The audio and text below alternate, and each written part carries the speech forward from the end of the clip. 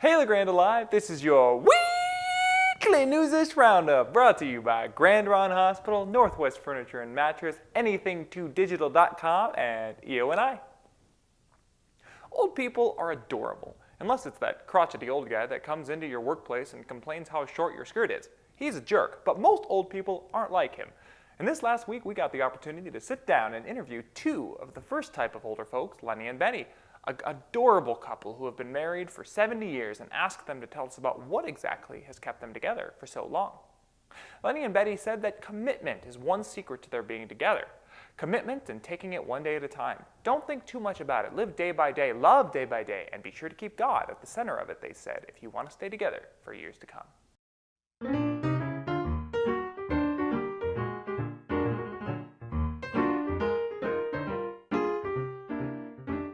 I'm Leonard Morse, and I'll tell you how we met. In January of '46, I got out of the service and I got steady work pumping gas across the street from the City Hall. She was in the City Hall as secretary of the city attorney. He was up on the second floor, and her desk was next to the window. So we could see each other. When I was working, she was working.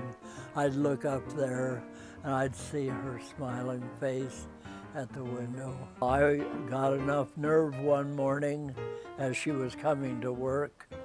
I walked across the street, intercepted her, told her who I was, and asked her for a date. And that's when it started. He was young and had a big smile, and he was available. Well, we didn't date all that long, I guess. We were married the next April. He asked me to marry him. That's all the young couples were getting married after the World War II. Well, we got married up in Stevenson, Washington. Well, on this wedding trip of ours, Betty let her younger sister and friend come along with us. So after the wedding ceremony, they wanted to go to the show in Stevenson, so we dropped them off, said we'd pick them up at 10 o'clock when the show was out. Went to get them and they weren't there. So half the night we were hunting for them. Then this is on our wedding night. I could have shot them. Anyway, I do weddings, and I have found through the years where I would marry a couple who have been just living together a few years, and lo and behold, maybe over a year, 5 years, and divorce, because just living together, there's no commitment. You know, the Bible says that a couple should stay together, and like the one where whither thou goest, I will go. And we just stayed together.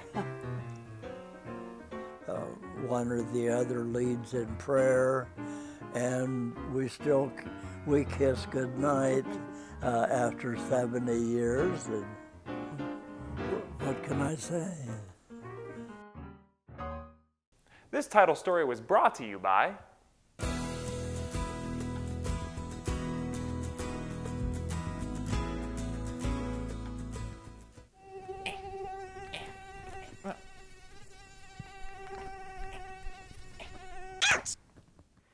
Break out your bug spray and Neosporin, Grande Alive. The Mosquitoes are coming back to the Grand Ronde, and they're coming in force.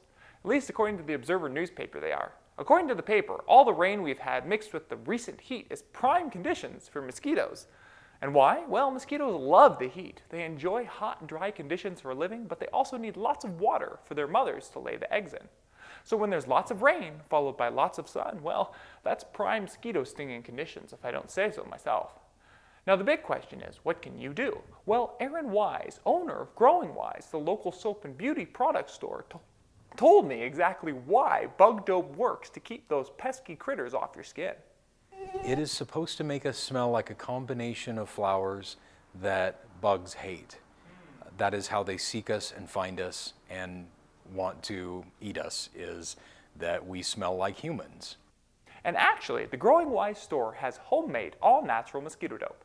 So if you want to protect your kids but are a little hesitant with all the chemicals in normal bug dope, head down and buy some repellent at their store. Bottom line, don't let bugs with a pointy nose keep you inside this summer. Break out the DEET and rub yourself down from head to feet. Some people are very, very small. But the truth about small people is that they oftentimes have some of the biggest hearts. And that is certainly the case with Denise Wheeler, my guest on Coffee with Will this week. Denise has been doing theater since she was 16 years old, and when I asked her about what her favorite aspect of theater was, she said it was the other small people she got to work with, the children. I think one of my favorite theatrical parts is actually directing and choreographing and seeing the kids perform. You get this proud, I would say, mama moment when the kids do so well. Your heart just swells with pride. And you just feel so proud of them, and you just feel like, I would just say, a mama's moment, that you just feel so good for them, that they achieved the best that they could do. Denise is an award-winning costume designer and choreographer at Eastern Oregon University, where she teaches. She is a director and an actor, and she is currently working on the play 7 Brides for 7 Brothers out at the Elgin Opera House. What are they going to take out of 7 Brides and 7 Brothers that will make them come to the play? Well, if you come to 7 Brides for 7 Brothers, it will be one of the most wonderful musicals, actually, that you will always remember. We did this about 10 years ago, and it has been one of the most requested shows to redo. And we're doing it again because people requested it over and over and over again. But we wanted to wait. I directed it 10 years ago, and I choreographed it and costumed it. And I just wanted to wait again for a while to whet the appetite, I guess, again.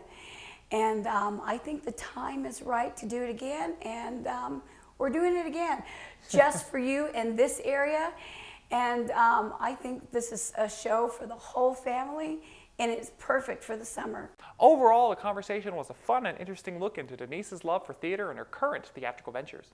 For the rest of the conversation, visit legrandelive.tv and be sure to go see 7 Brides for 7 Brothers at the Elgin Opera House, showing every weekend until July 7th. One other event, just a brief preview, the first of a concert series will be held at the Presbyterian Friendship Center next Friday.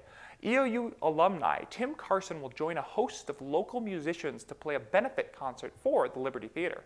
Not this Friday, but the next Friday, Carson will sing a bit of jazz, musical theater, crossover, classical pop, and more. And all benefits will go to the Liberty to try and get that gosh darn theater restored. Grande Live will have more on this story next week. And in the meanwhile, you can find out more about Tim by visiting his Facebook page. Want to know more about upcoming events? Be sure to check out our community calendar on the Grande Live's website. Just navigate to our site, click on the calendar link on the top, and there's all your local events right at your fingertips.